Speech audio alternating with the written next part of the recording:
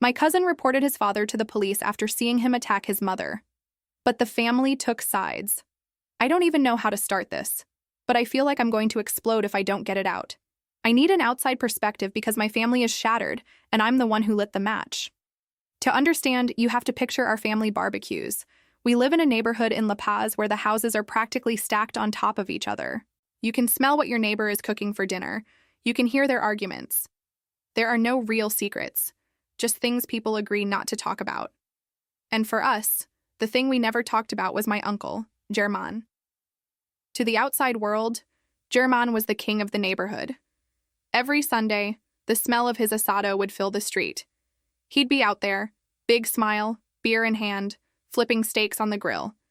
He had this booming laugh that made everyone turn and look. He was the guy who told the best jokes, who remembered everyone's name, who would clap you on the back so hard you'd stumble. He was the heart of every party.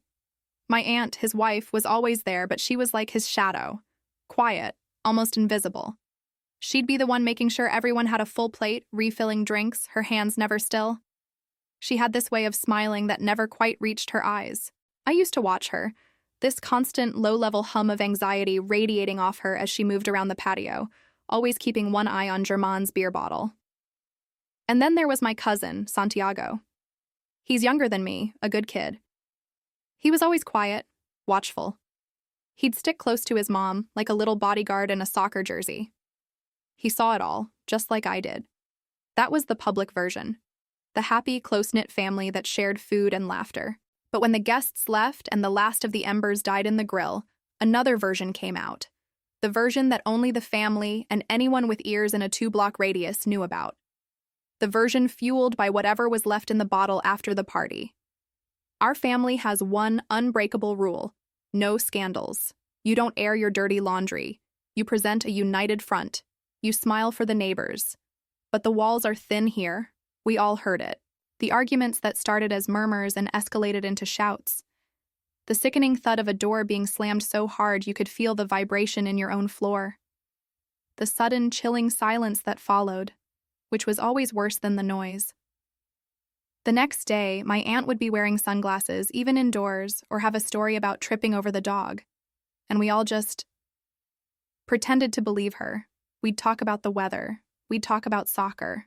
We'd talk about anything except the monster living next door. Everyone knew, but no one ever said a word. It was a conspiracy of silence, and we were all guilty. This wasn't a sudden storm. It was a slow, suffocating poison that we'd all been breathing in for years. I remember one Christmas. Santiago must have been about 10. We were all crammed into my grandparents' house. German had been drinking since noon, his voice getting louder and louder, his jokes getting crueler. My aunt served the main dish, and he took one bite, slammed his fork down on the plate so hard it chipped, and announced it was dry. The whole table went silent. You could feel the air just get sucked out of the room. My aunt's face went pale, and she just whispered, "I'm sorry, mi amor, I'll get you some more gravy." He just grunted and stared at her while she scurried back to the kitchen. My grandmother reached across the table, patted my aunt's empty chair, and said to no one in particular, "He works so hard. It's natural he gets stressed during the holidays." We all just picked up our forks and kept eating, the sound of our chewing deafening in the silence. We were all co-conspirators. It was worse for Santiago. I saw the toll it took on him. There were times he'd come over to our house after a weekend with just his dad, and he'd be a ghost. He wouldn't talk, just sit and stare at the TV. Once I saw a faint, finger-shaped bruise on his upper arm when his sleeve rode up. I asked him what happened. He just pulled his sleeve down fast, wouldn't look at me, and mumbled something about bumping into a doorframe. My blood ran cold. I knew it wasn't a doorframe. I wanted to scream, to grab him and take him away. But what could I do? Where would I take him? The second I made a scene, the entire family would close ranks. Not around him, but around German. I would be the one causing the scandal. The excuses were a constant chorus in my life. If my aunt showed up with a black eye hidden behind sunglasses, it was, "She's so clumsy, you know how she is." If German screamed at her in the yard for everyone to hear, it was, "He just has a temper. You know how men from that generation are." My great-aunt was the worst. She'd pull me aside at parties, gesturing toward my aunt, and say with this twisted kind of pride, "She is a strong woman. A good wife is patient. It is a woman's burden to carry the family's peace." They weren't just making excuses. They were romanticizing her suffering, turning her endurance into a virtue. The message was clear. Her job was to absorb his rage so the rest of us didn't have to be uncomfortable. It was this thick, heavy blanket of cultural bullshit that we were all suffocating under. The family's problems stay within the family. We were a pot of water, and German was the flame underneath. We were all just pretending not to notice the water was starting to boil. And then, last month, the pot didn't just boil over. It exploded. I was up late studying when my phone buzzed. It was Santiago. I almost ignored it, but something made me answer. All I could hear on the other end was this ragged, panicked breathing. It sounded like he'd been running. "Tammy," he whispered, his voice cracking. "Tammy, I did something." He told me what happened in broken pieces, the words catching in his throat. It started, as it always did, over nothing. A misplaced set of keys. German had been drinking, of course. The questioning turned into accusations, the accusations into shouting. My aunt was doing what she always did, trying to de-escalate, to soothe him, her voice a low, placating murmur. But this time it didn't work. German wasn't just stressed or in a mood. He was gone. Santiago said he was in his room, trying to drown out the noise with his headphones, but he could feel the vibrations of the shouting through the floorboards. Then he heard the crash. Not a door slam. It was the sound of glass shattering. He ripped his headphones off and ran out of his room just in time to see it. He said it was like everything was in slow motion. He saw his father grab his mother by the shoulders, shake her like a rag doll, and shove her. Hard.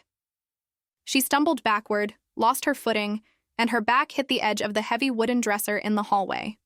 The family photos on top of it rattled. One of them, a picture from my grandparents' wedding, fell to the floor, the glass cracking across their smiling faces. My aunt just slid down the wall and crumpled, her hands flying up to her face as she started to sob. Something in Santiago snapped. He told me all he could see was red. He's 15, a kid. But in that moment, he wasn't a kid anymore. He looked at his father, whose face was purple with rage, and then he looked at his mother, curled into a ball on the floor, and he didn't hesitate. He didn't scream or cry, he just acted. He ran back into his room, slammed the door, and jammed the lock. German started pounding on it instantly, roaring his name, the whole doorframe shaking with each impact. Santiago said it felt like an earthquake, but he ignored it. With his hands shaking so badly he could barely hold his phone, he crawled under his bed, pulled the blanket over his head, and dialed 911. That was it. That was the sound of our family's one unbreakable rule being shattered into a million pieces. The unspoken agreement, the decades of pretending, the conspiracy of silence, all of it was incinerated by a 15-year-old boy's desperate call for help. The no scandals policy had just met a 911 call, and nothing was ever going to be the same. I put my phone down on my desk, but my hand stayed hovering over it, trembling. I couldn't feel my fingers. My whole body was buzzing with this weird, chaotic energy, like I'd just touched a live wire. For a full minute, I just sat there in the dark, the light from my laptop screen illuminating the dust motes in the air, listening to the sound of my own heart hammering against my ribs. Two things hit me at once, and they were so opposite it gave me vertigo. First, there was this tidal wave of pride. It was fierce and hot, and it surged through me so powerfully it almost made me gasp. My little cousin, my quiet, watchful Santiago. He did it. He actually did it. The thing that every single adult in our family, myself included, had been too cowardly to do for 20 years. He saw the monster, and he didn't look away. He didn't make excuses. He didn't just absorb the blow and pretend it didn't happen. He picked up the phone and he called for help. A 15-year-old kid had just shown more courage than our entire bloodline combined. But right on the heels of that pride came a wave of pure, cold terror. It was a physical sensation, like swallowing ice water. A knot formed in my stomach so tight it hurt to breathe. Because I knew my family. I knew how their minds worked.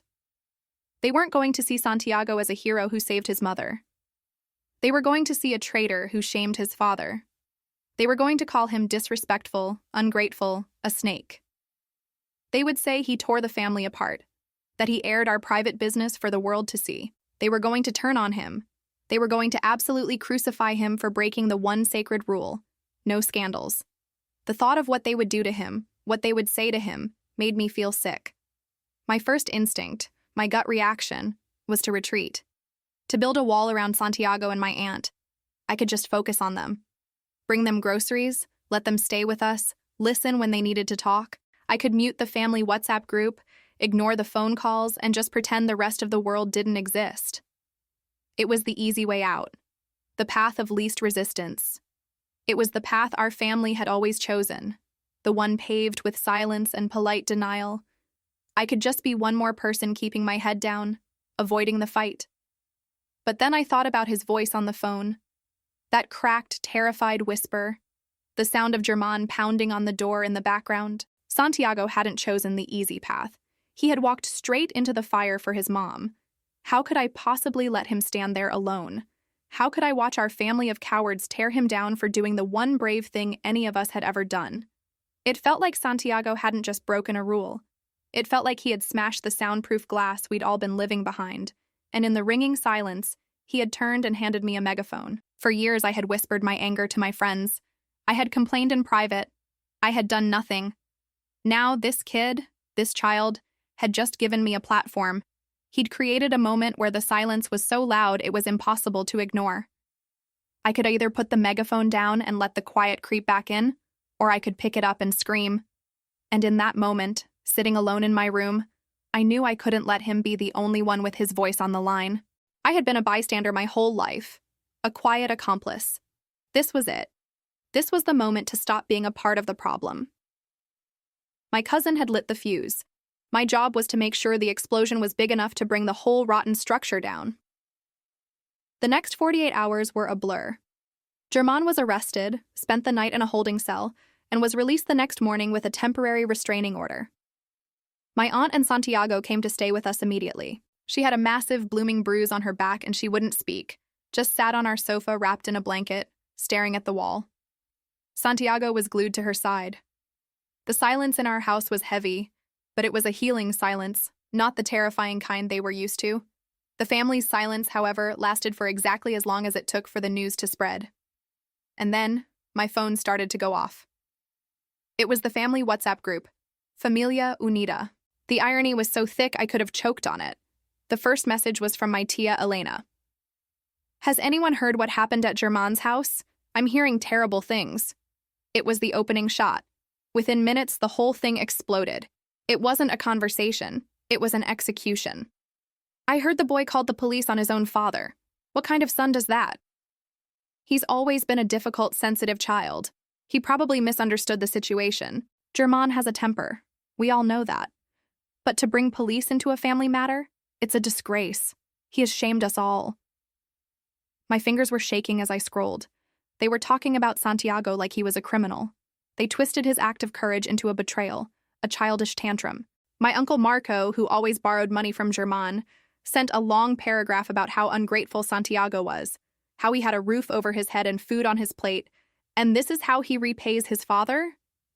They were defending the man who put my aunt's head through a dresser and vilifying the child who tried to stop him. Not one person asked if my aunt was okay. Not one. I wanted to type back, to scream at them through the screen, but I couldn't form the words. What could I even say that they would listen to? It felt like trying to put out a forest fire with a water pistol. And then, the breaking point came. It wasn't a text. It was a voice note from our great-uncle, the family patriarch. He's the final word on everything. The old man everyone is terrified of disappointing. The notification just sat there on my screen, a 1-minute and 12-second audio file that felt like a bomb. I saw my aunt flinch from across the room when my phone chimed. She knew who it was from. I took the phone into my bedroom and closed the door, my heart pounding. I pressed play, holding the speaker up to my ear. His voice filled my head, not loud or angry, but slow, deliberate, and dripping with a chilling authority. He wasn't yelling. He was pronouncing a sentence. He talked about loyalty, about family honor, about the sanctity of the home, and then he said the words that burned themselves into my brain. "We have spoken to your aunt," he said, his voice like gravel. She understands her duty. But the boy must be taught. Women endure. That is their strength. Sons don't betray. That is their honor. But that wasn't the worst part. The worst part was the sound in the background. It was faint, but it was unmistakable. Underneath the drone of his patriarchal bullshit, I could hear someone crying. Muffled, desperate little sobs. It was my aunt. They had her on the phone. They were making her listen to this. They were making her listen as this man condemned her son for saving her life. He wasn't just lecturing, he was performing this cruelty for her. He was using her own pain as a tool to reinforce the family's sick code of silence. Something inside me didn't just snap, it turned to steel. The heat that flooded my chest wasn't rage anymore. It was fuel. All my indecision, my fear of making things worse, it all vanished. They weren't just being silent, they were active accomplices. They were holding my aunt down while Germain hit her, and then they were shaming the one person who tried to pull him off. The megaphone Santiago had handed me felt heavy in my hand. My desire to just whisper my support was gone. You don't whisper when you're at war. My family wasn't just broken. It was rotten, and I knew, standing there in the dark with my great-uncle's voice still echoing in my ear, that I wasn't going to just argue with them anymore. I was going to burn the rot out. I stood there, phone in my hand, the echo of my aunt's sobbing trapped in my ear. The rage from before had cooled into something hard and heavy in my gut, like a block of ice. Arguing in the WhatsApp group was pointless. It was like screaming into a hurricane. Their power wasn't in their logic or their numbers, it was in their ability to enforce shame and silence. They could mute me, ignore me, and paint me as another hysterical woman just like they did with my aunt. Fine. I decided right then that I wasn't going to play their game anymore. I was going to change the rules. Their weapon was silence, so I was going to make their silence impossibly, excruciatingly expensive. The first thing I did was go sit with my aunt. She was still on the sofa, looking smaller than I'd ever seen her. I knelt in front of her and took her hands. They were ice cold. Tia, I said softly, I am going to fight them, but I will not do a single thing without your permission. Her eyes, swollen and red, finally focused on mine. I saw fear there, a deep, bone-weary fear. But underneath it, I saw a flicker of something else. The last ember of a fire I thought had gone out years ago. She squeezed my hand, a tiny, almost imperceptible pressure, and nodded. That was all I needed. My plan had steps. I wasn't going to be emotional, I was going to be methodical. A prosecutor building a case. First, I took my aunt to the hospital for a proper checkup, not just for her back, but to have everything documented. The nurse was kind, her voice low and steady as she took photos of the bruises. Seeing the purple and black marks captured under the harsh clinical light of the examination room made it real in a way that seeing them in our dimly lit living room hadn't. This wasn't a family matter anymore. This was a medical record. This was evidence. Next, I did the thing no one in our neighborhood ever does. I started knocking on doors. I went to the neighbors on either side of their house, people who had been sending sympathetic glances over the fence for years. At first, they were hesitant, their eyes darting around nervously. We don't want to get involved, one of them said, already closing the door. But I just stood there and said, I know you've heard it. Santiago is being called a traitor for trying to protect his mother. All I'm asking is for you to write down what you've heard, anonymously if you want. It was like I'd opened a dam. One woman started crying and invited me in, telling me about nights she'd lain awake, listening, her hands over her ears. By the end of the day, I had 3 signed written statements. The final piece of the puzzle fell right into my lap. Germain, arrogant as ever, tried to call my aunt. She saw his name on the screen and almost threw the phone. I grabbed it, my own heart hammering. Let's answer it, I whispered. Put it on speaker. I hit record on my own phone just as she accepted the call. It wasn't the roaring monster from Santiago's story. It was a wheedling, pathetic voice dripping with fake remorse. Mi amor, you know I didn't mean it, he began. Things just got out of hand. You know how you get. You push my buttons sometimes, and I lost control. He didn't apologize for what he did. He blamed her for his reaction. It was the most perfect, damning confession I could have ever wished for. With my evidence folder getting thicker, I contacted a local women's center. They put me in touch with a lawyer, a sharp, no-nonsense woman who looked over everything I'd collected. She confirmed the recording was admissible and told me what German's family was doing. The phone calls, the pressure, was witness intimidation.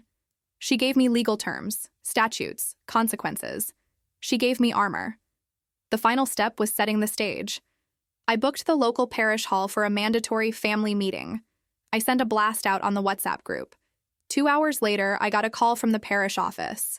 My Tia Elena and Tia Carmen had called, claiming I didn't have the authority to book it, and canceled my reservation due to a sudden scheduling conflict. I saw red for a second, then I took a deep breath. They thought they were so clever. I called the office back, booked it again under my best friend's name for a baptism party, paid in cash, and spent the rest of the night printing out formal physical invitations. I drove to every single one of their houses and put the summons in their mailboxes myself. No one was going to claim they missed the notification. Sitting there with a stack of envelopes, a file full of evidence, and a lawyer on standby, the doubt finally hit me. It wasn't a question of if I should do it. That ship had sailed with the great-uncle's voice note. The doubt was about me. Was I really strong enough to see this through? To stand up in front of all of them? The people who changed my diapers and systematically dismantle the family's biggest lie? I was about to detonate a bomb in the middle of my own life, and I had no idea if I would survive the blast. The parish hall was exactly as grim as I remembered from childhood catechism classes. The air was thick with the smell of floor wax and stale coffee. Fluorescent lights hummed overhead, casting a sickly yellow glow that made everyone look tired and mean. I had set up a table at the front with 2 chairs, one for me and one for the lawyer I'd brought, a woman named Sophia. My aunt in Santiago sat in the front row. She was staring straight ahead, her hands clasped so tightly in her lap, her knuckles were white. Santiago was vibrating with nerves next to her, his leg bouncing a frantic rhythm against the cheap linoleum floor. The rest of them, uncles, aunts, cousins, they filled the other chairs, huddled together in resentful clumps. The whispers were constant, a low hiss of Spanish that followed me everywhere I moved. My Tia Elena shot me a look that could have curdled milk. I ignored it.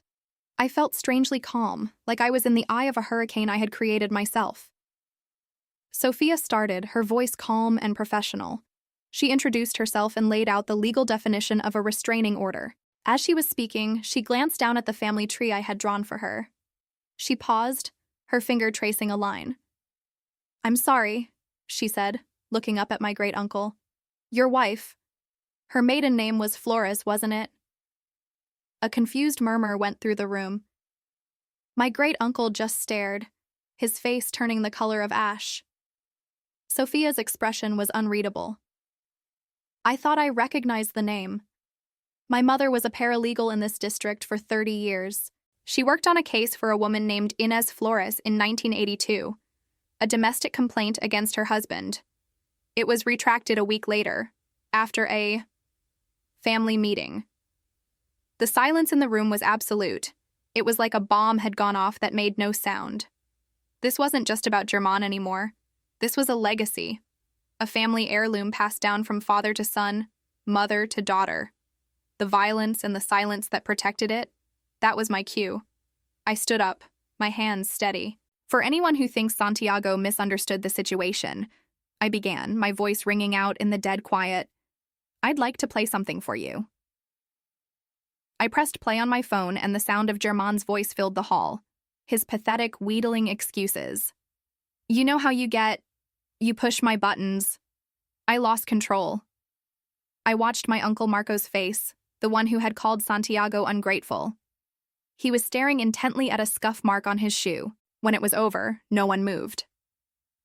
"This is what losing control looks like," I said, and I held up the first 8x10 photo from the hospital, the ugly, sprawling bruise on my aunt's back.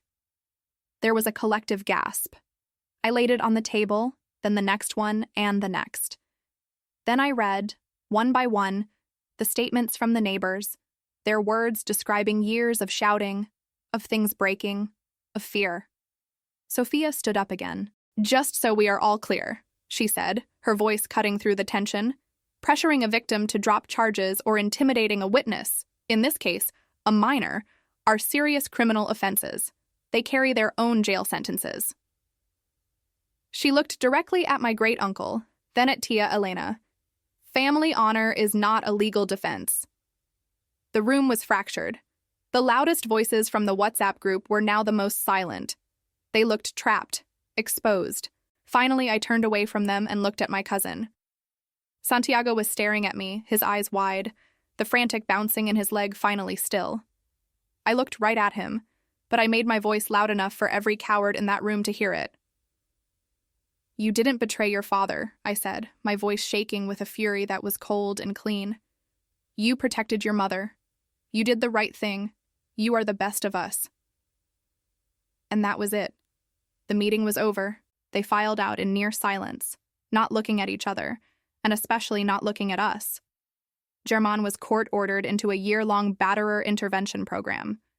My aunt stayed with us for a month, slowly coming back to life. Some of my cousins have called me, whispering apologies, saying they were just scared to speak up. The family chat is a ghost town. Everything is broken. But for the first time, it feels clean. The poison is out in the open. I know I blew up my family. I took a private tragedy and made it a public spectacle. I humiliated my uncle and every relative who protected him with their silence. But I did it to save my aunt and to make sure my cousin knew he was a hero, not a traitor. I chose to burn the whole thing down instead of keeping a rotten kind of peace. So, Reddit? Aita?